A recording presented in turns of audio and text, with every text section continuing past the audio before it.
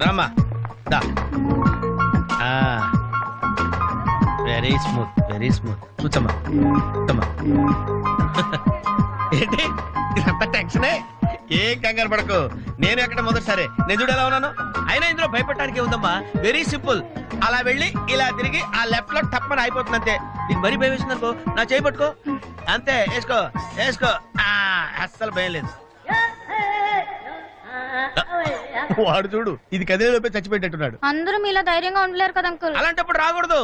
బొట్టు లేని ఆడోళ్ళన్నా గట్స్ లేని మగోళ్ళన్నా నాకు ఎలర్జీ తెలుసా. కమాన్ సరిగ్గా కూర్చో.